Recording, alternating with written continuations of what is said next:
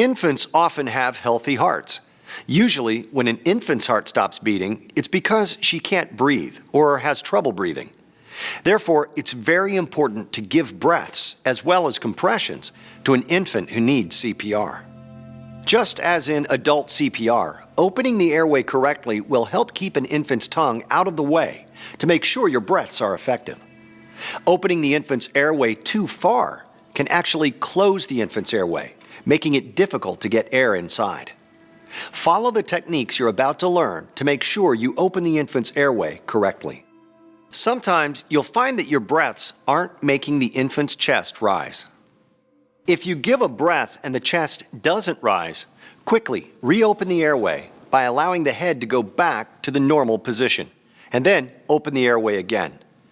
Give another breath and make sure the chest rises this time, interrupting compressions for no more than 10 seconds total.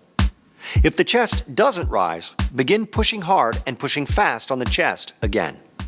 So, let's look at the steps for opening the airway and giving breaths to an infant. And remember, this should be done quickly during CPR, never interrupting chest compressions for more than 10 seconds. We'll show you how first, then you'll get a chance to practice. Begin with 2 fingers of one hand on the mannequin's chest, since you will always be giving breaths after compressions. You don't have to actually push on the chest right now. To open the airway, follow these steps. Tilt the infant's head by pushing back on the forehead, and put the fingers of your other hand on the bony part of the chin and lift.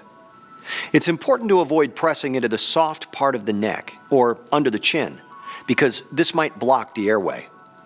Also, don't push the head back too far, or this might close the airway as well.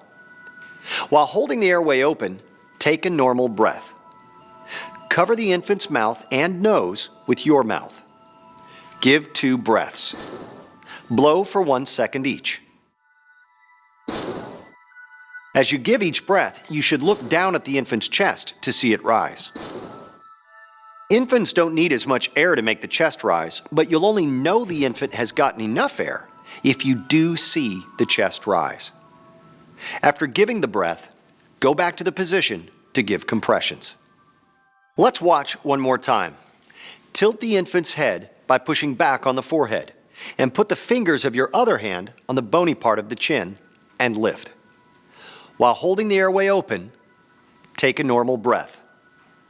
Cover the infant's mouth and nose with your mouth.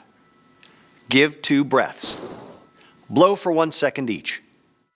Watch for the chest to rise. After giving the breath, go back to the position to give compressions.